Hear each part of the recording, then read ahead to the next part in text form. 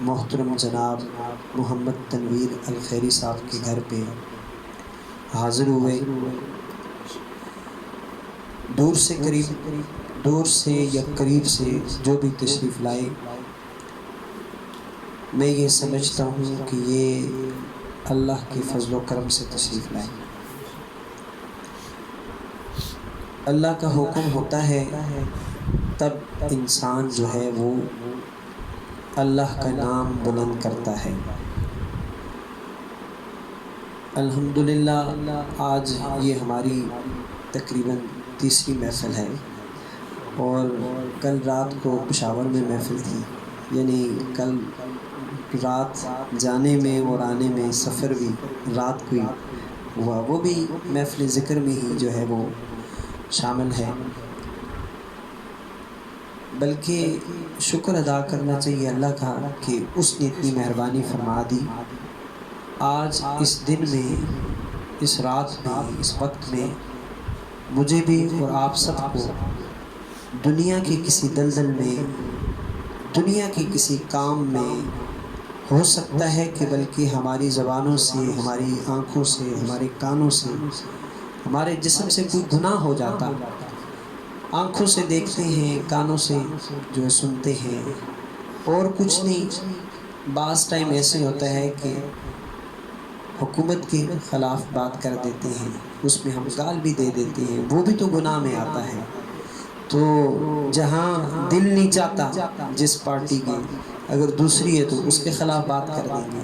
تو اس سے اچھا نہیں ہے کہ ہم اور آپ صرف اللہ کی رضا کی خاطر اکٹھے ہوئے، اللہ اور اس کے رسول حضرت محمد مصطفیٰ صلی اللہ علیہ وسلم پہ درود و سلام بھیجا اور اللہ کا ذکر کیا. یقیناً یہ لمحات ہمارے لیے خوشی کا باعث بھی بنتے ہیں. ہمارا دل بھی مطمئن ہے، ہمارا جو ضمیر ہے وہ بھی مطمئن ہے. بلکہ ہم جب گھر کی طرف جائیں گے تو ہمارا دماغ بھی الحمدللہ وہ مطمئن ہے، بلکہ اشاش بشاش ہو گئے ہیں. اور سب سے بڑی بات یہ کہ جب ہم گھروں کی طرف جائیں گے تو حدیث کی روح سے پتہ چلتا ہے کہ رب تعالیٰ محفل ذکر میں آنے والوں کی مغفرت فرماتا ہے. یعنی ایک بخشش کا سرٹیفکیٹ لے کے ہم اپنے گھروں کی طرف جاتے ہیں. تو قرآن مجید میں اللہ تعالیٰ نے فرمایا فَاذْكُرُونِي أَذْكُرْكُمْ وَاشْكُرُوا لِي وَلَا تَكْفُرُونَ، تم میرا ذکر کرو، میں تمہارا چرچا جو ہے وہ بلند کروں گا. تو دوستان محترم، ایک اللہ کے ولی حضرت ثابت بنانی علیہ رحمہ، آپ اپنے مریدین کے ساتھ بیٹھے ہوئے تھے. تو آپ نے کہا کہ اس وقت اللہ ہمیں یاد کر رہا ہے. تو کسی نے کہا آپ اتنی بڑی بات کیسے کر رہے ہیں؟ تو انہوں نے کہا اس لیے میں یہ بات کر رہا ہوں کہ اللہ خود کہتا ہے کہ تم میرا ذکر کرو، میں تمہارا چرچا بلند کروں گا. اللہ ہمیں یاد کر رہا ہے تو تب ہم رب تعالیٰ کے ذکر کو بلند کریں گے. اور دوستان محترم، مقصد کیا ہے، مدعا کیا ہے، مشن کیا ہے؟ شیخ سعدی علیہ رحمہ کی بات ہے کہ آپ کے زمانے میں آپ نے ایک بادشاہ کو دیکھا، بڑا پروٹوکول ہے، آگے پیچھے فوج ہے، بڑے معاملات ہیں، اس کو بڑے پروٹوکول دیا جا رہا ہے.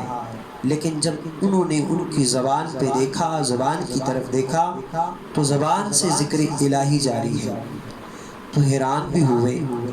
مختصراً کچھ عرصے کے بعد پھر اس بادشاہ کو دیکھا ایک جنگل میں پڑا ہوا ہے، اور پروٹوکول بھی نہیں ہے، لباس بھی وہ اعلیٰ نہیں ہے، اس کے آگے پیچھے وہ فوج بھی نہیں ہے، بالکل ہی جو اکیلا پڑا ہوا ہے جیسے لوارث ہے.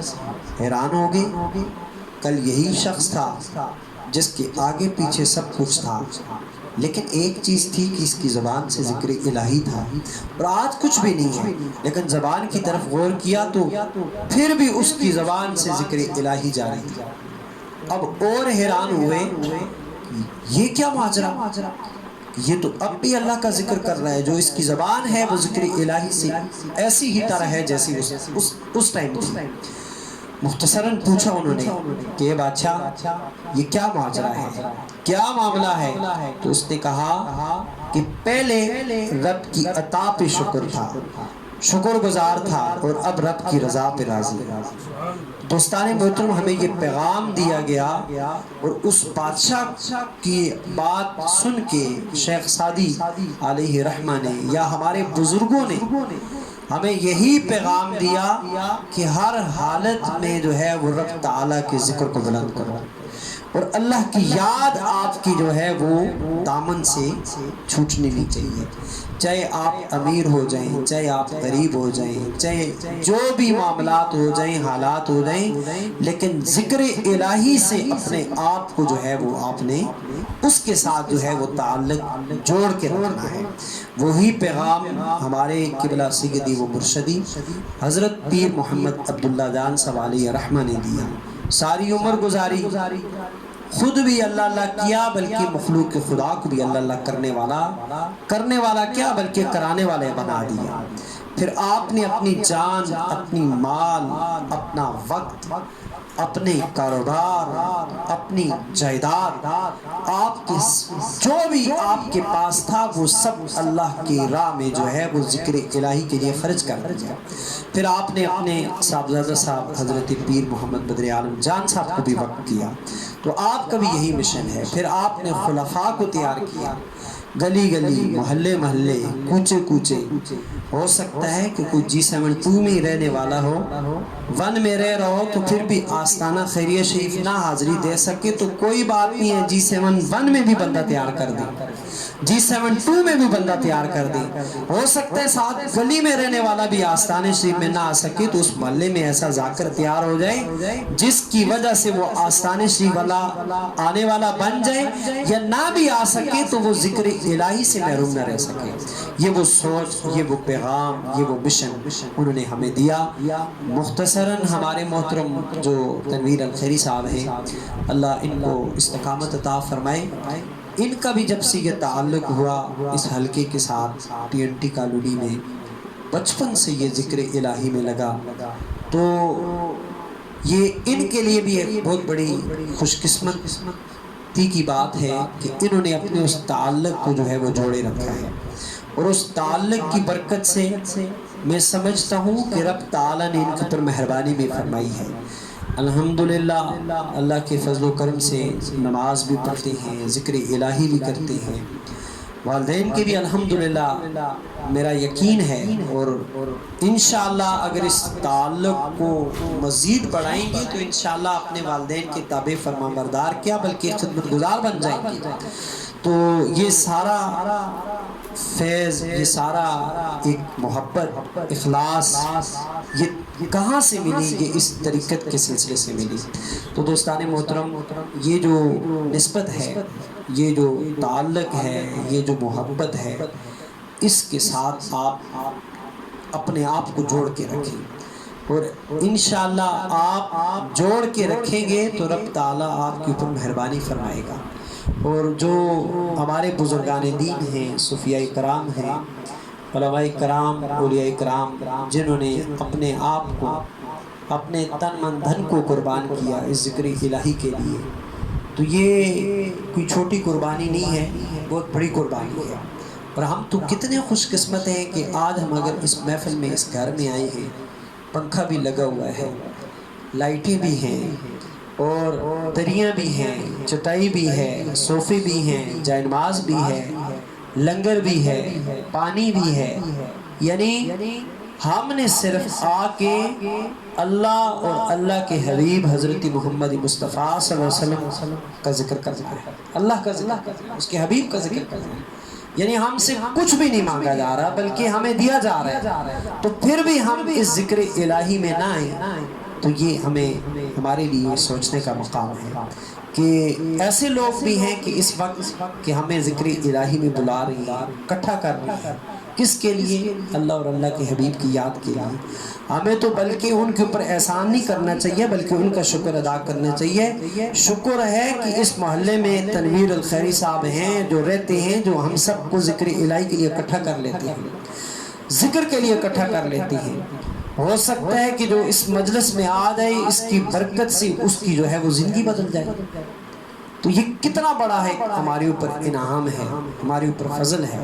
بلکہ ایسے لوگوں کی قدر بھی کرنی چاہیے. اگر ایسے لوگ محلے میں موجود ہیں تو یہ تو حدیث سے بھی پتہ چلتا ہے کہ جہاں ذکر الہی ہوتا ہے اس کے آگے پیچھے ارد گرد رحمتوں کا نزول ہوتا ہے، برکتوں کا نزول ہوتا ہے. تو یہ کتنے بڑی بات ہے جی. تو اس کا ہمیں قدر بھی کرنا چاہیے. اور ماشاءاللہ اس محلے میں حضرات تشریف لاتے ہیں، بزرگ تشریف لاتے ہیں، بڑی خوشی ہے. یہ عرض ہے مزید کہ جوانوں سے کہ کوشش کریں کہ ہمارے جو بچے ہیں آج ہم ان پہ تھوڑا سا وقت نہیں دیتے، توجہ نہیں دیتے. دنیا کے معاملات میں ہم ہر اچھا سکول دیکھتے ہیں، کالج دیکھتے ہیں، یونیورسٹی دیکھتے ہیں، سب کچھ دیکھتے ہیں. میرے ساتھ ایک میرے کولیگ ہیں، چھوٹی سی پوسٹ ہے، تو کہنے لگے میری بیٹی بہت ذہین ہے، اس نے مارکس بھی لیے ہیں، گجر خان میں رہتا ہوں. وہ کہتی ہے کہ میرا قائد اعظم یونیورسٹی میں ایڈمیشن ہو. اب ہاسٹل کا بھی مسئلہ ہے، لیکن اس بچی کا جذبہ ہے، ذہین ہے، تو میری کوشش ہے کہ میں اس کی اس چاہت پوری کروں. یعنی ہم دنیا کے لحاظ سے ان ساری چاہتوں کو پورا کرتے ہیں، اگر کوئی دین کا معاملہ آ جائے تو پھر ہم لوگ بہت کمزور ہیں.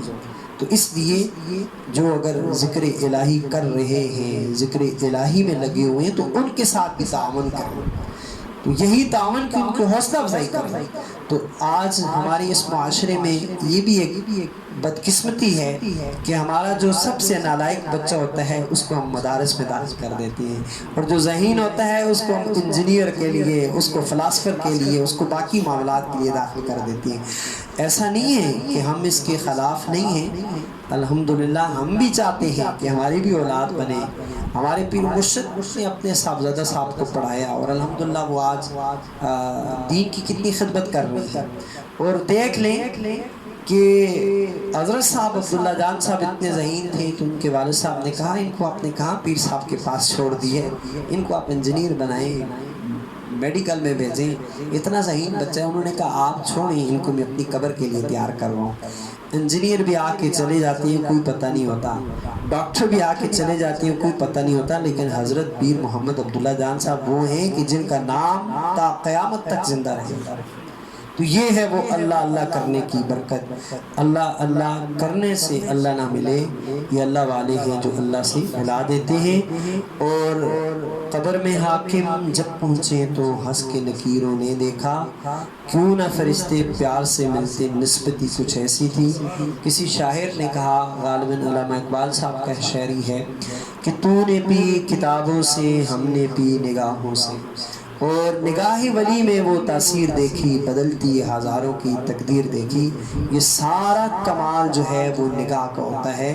کوشش کریں کہ جو نگاہ ہے اپنے آپ کو نیک لوگوں کی نگاہ میں جو ہے وہ لے آئیں. انشاءاللہ اس نگاہ کی برکت سے آپ کی دنیا بھی سنور جائے گی اور دین بھی جو ہے وہ سنور جائے گا. اور سب سے بڑی بات یہ ہوگی کہ آپ دنیا کا کوئی بھی کام کریں گے تو آپ کی سوچ دین پر ہوگی، اور پھر اللہ آپ کے اس کے دنیا کے کام میں بھی برکت عطا فرما دے گا، اور اس کا اجر بھی ملتا رہے گا، اور دنیا کے لحاظ سے بھی اس کا جو ہے وہ فائدہ ہوگا. وآخر دعوانا ان الحمدللہ رب العالمین.